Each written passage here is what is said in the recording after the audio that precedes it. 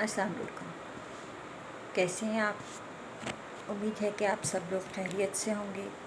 اللہ تعالیٰ آپ سب کو اپنی حفظ و امان میں رکھے۔ آج ایک نئی بات، ایک نئے پیغام کے ساتھ اسٹرینجر سجیشنز کی نئی ویڈیو لے کے آپ کی خدمت میں حاضر ہوں۔ بات کچھ یوں ہے کہ کسی زمانے میں ایک چور ہوا کرتا تھا۔ وہ چور چوری کر کے اپنی گزر بسر کیا کرتا تھا۔ رفتہ رفتہ اپنے کام میں اتنا ماہر ہو گیا کہ اس کی رسائی بادشاہ کے محل تک ہو گئی۔ 2-4 بار وہ بادشاہ کے محل میں بھی چوری کرنے میں کامیاب ہو گیا۔ ایک رات اسی طرح وہ بادشاہ کے محل میں چوری کرنے کی نیت سے داخل ہوا۔ اچانک اس کا گزر بادشاہ کی آرام گاہ کی طرف سے ہوا، جہاں بادشاہ اور ملکہ آپس میں باتیں کر رہے تھے اور کسی خزانے کے بارے میں باتیں کر رہے تھے۔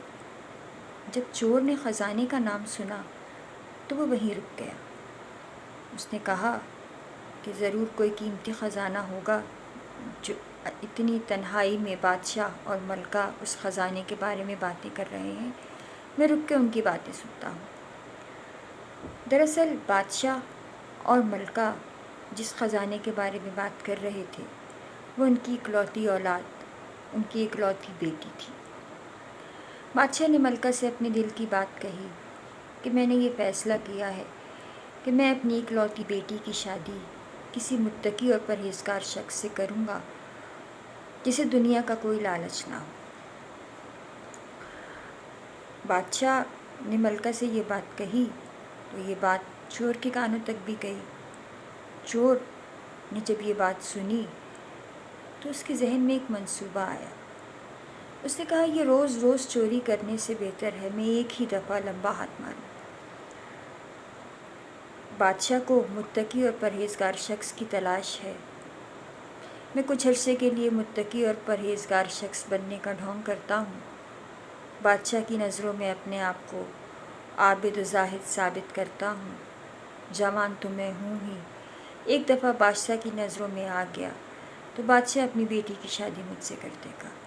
اس کے بعد یہ ساری سلطنت، یہ ساری جائیداد میری ہو جائے گی، اور جب شادی ہو جائے گی اس کے بعد بادشاہ میرا کیا کر لے گا؟ یہ سوچ کے اس نے چوری کرنے کا ارادہ تو چھوڑ دیا اور ریاکاری اپنا لی۔ بادشاہ کے محل کے قریب جو مسجد تھی وہاں ایک بہت ہی صوفیانہ لباس پہنا، صوفیانہ وضاقتہ اپنائی اور وہاں جا کے پہلے تو نماز 5 جگانہ پابندی کے ساتھ ادا کرنے لگا۔ رفتہ رفتہ وہ اپنی عبادت کا دورانیہ بڑھانے لگا، اور ایک وقت وہ آیا کہ جب اس نے مستقل مسجد میں ہی ڈیرے ڈال لیے۔ ہر وقت اللہ کی عبادت میں مشغول رہتا۔ لوگ آتے، دیکھتے اور اس کی تعریف کرتے کہ دیکھو ہمارے علاقے میں کتنا اللہ والا بندہ آیا ہے، کتنا متقی نوجوان ہے جسے دین و دنیا کی کوئی پرواہ نہیں، صرف دین کی پرواہ ہے، جس کے لیے دنیا کی کوئی اہمیت ہی نہیں، نہ اسے کھانے کا ہوش، نہ فکر معاش کی کوئی فکر ہے، بس اسے فکر ہے تو صرف اللہ کو راضی کرنے کی۔ جب یہ چور یہ باتیں سنتا تو میرے دل میں بہت خوش ہوتا، اور آرزو یہ تھی کہ اس کی یہ باتیں، اس کی یہ ساری اچھائیاں جو لوگ بیان کر رہے ہیں کسی نہ کسی طرح بادشاہ کے کانوں تک پہنچ جائیں۔ آخر ایک دن بادشاہ کے دربار میں اس متقی چور کا تذکرہ ہونے لگا۔ بادشاہ نے اپنے وزراء اور مشیروں سے دریافت کیا کہ کیا واقعی کوئی ایسا انسان ہے جو ہر وقت مسجد میں عبادت میں مشغول رہتا ہے؟ اس کے وزیروں نے اور مشیروں نے کہا جی بادشاہ سلامت، ایک انتہائی عابد، زاہد، متقی، پرہیزگار اور اللہ والا نوجوان ہمارے علاقے کی مسجد میں رہائش پذیر ہے، جو صرف اور صرف نماز، روزہ، تلاوت اور ذکر سے رغبت رکھتا ہے، اسے اور کسی چیز سے کوئی پرواہ نہیں۔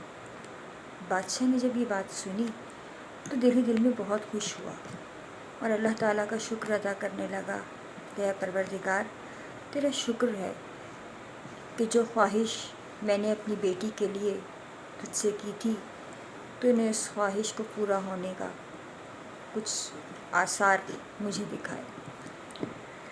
بادشاہ نے اپنے بہت ہی قریبی اور بااعتماد وزیر کو بلایا اور وزیر کو بلا کے مسجد میں اس متقی چور کے پاس بھیجا اور اس سے کہا کہ بادشاہ سلامت، تمہاری عبادت، تمہاری ریاضت اور عبادت میں تمہاری جو لگن اور جو خلوص ہے اس سے بہت متاثر ہوئے ہیں۔ بادشاہ نے یہ فیصلہ کیا تھا کہ وہ اپنی بیٹی کی شادی کسی ایسے اللہ والے سے کریں گے کہ جو صرف اللہ سے رغبت رکھے، جو اللہ کے ساتھ مخلص ہو۔ چور نے جب یہ باتیں سنی تو بجائے خوش ہونے کے اس کی آنکھوں سے آنسو بہنے لگے۔ اس نے وزیر سے کہا کہ میں بادشاہ سلامت سے ملاقات کرنا چاہتا ہوں۔ ملاقات کا انتظام ہوا۔ بادشاہ کے پاس جب وہ چور گیا تو اس نے دست بستہ عرض کی کہ بادشاہ سلامت، میں ایک چور ہوں۔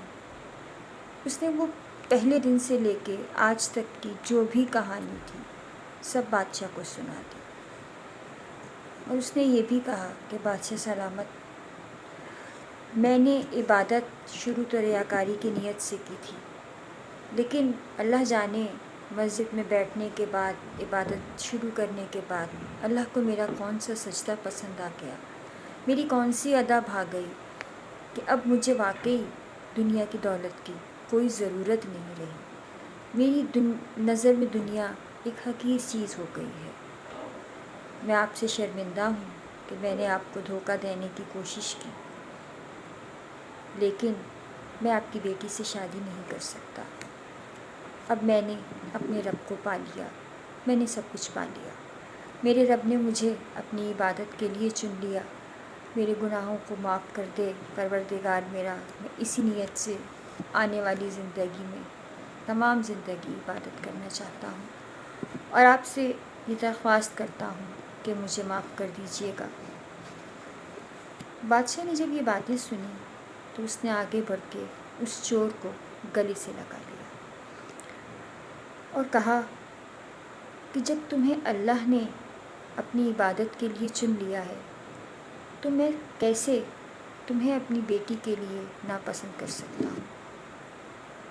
بے شک تمہاری نیت شروع میں غلط تھی، تمہاری نیت میں فتور تھا، لیکن اللہ نے تمہیں سیدھی راہ دکھائی، تمہیں واقعی متقی اور پرہیزگار کیا، تمہاری نیت پاک کی، تمہاری ذہنیت پاک کی، تمہارے ایمان کو خالص کیا۔ میں اپنی بیٹی کی شادی تم سے ہی کروں گی۔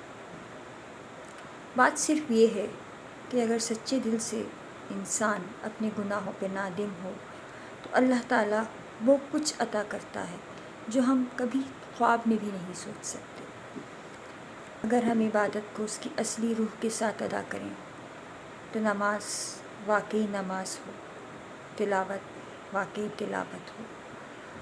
اگر ہمیں کبھی کسی بھی حصے میں یہ احساس ہو جائے کہ ہاں ہم گناہ گار ہیں، اور ہم اس وقت اللہ تعالیٰ سے توبہ کریں تو وہ بڑا رحیم اور کریم ہے، وہ بے شک ہمیں اسی لمحے معاف کر دے گا۔ اللہ معاف کرنے کے لیے ندامت کا ایک آنسو ہی کافی ہے اللہ کو راضی کرنے کے لیے۔ بہت بڑے بڑے سجدے، بہت طویل نمازیں اللہ کو راضی کرنے کے لیے کوئی ضمانت نہیں۔ آپ کی آنکھ میں آیا ہوا ندامت کا ایک آنسو آپ کو اللہ تعالیٰ کے سامنے سرخرو کر دے گا۔ اور سب سے آخر میں صرف ایک بات کہنا چاہوں گی جو واقعی غور طلب ہے۔ اللہ تعالیٰ صرف عبادت گزاروں کا ہی نہیں، ندامت گزاروں کا بھی رب ہے۔ اس بات پہ غور ضرور کیجیے گا اور اپنی عبادتوں کو پرخلوص بنائیے گا اور دعاؤں میں یاد رکھیے گا۔ بہت شکریہ۔ اللہ حافظ۔